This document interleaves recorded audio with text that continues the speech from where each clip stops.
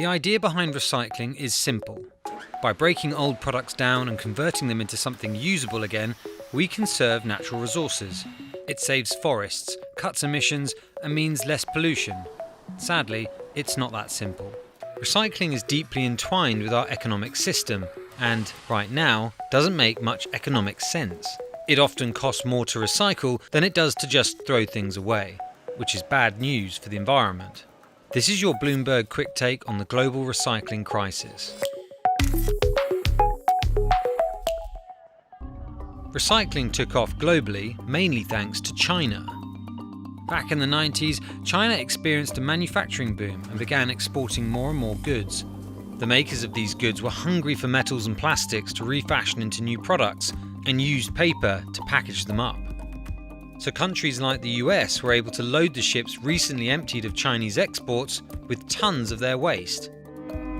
Everybody won. The US found a huge customer willing to pay for rubbish, which now wasn't going to landfill, and China capitalized on the empty ships returning home, full of material ready for reprocessing.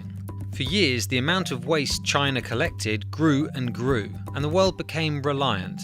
But that all changed in 2017. China has introduced new restrictions on the import of foreign waste. The Chinese government now bans the imports of 24 types of scrap. It turns out taking the world's rubbish wasn't particularly good for China's environment. China is tired of importing our trash.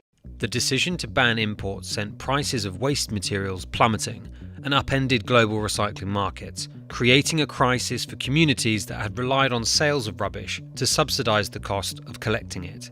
In the US, the average price of used corrugated cardboard fell 85% in 2 years to $28 per tonne in August 2019. Recycled materials are commodities, just like oil, gold or caviar, and their value rises and falls due to market conditions.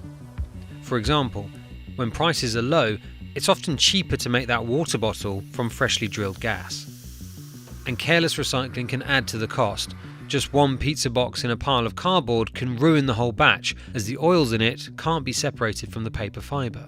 At the same time, big companies like Mars, PepsiCo and Unilever have vowed to cut use of virgin plastic and pledged to use more recycled and biodegradable goods, a feat that may need the reinvention of some manufacturing practices. So is it worth paying for?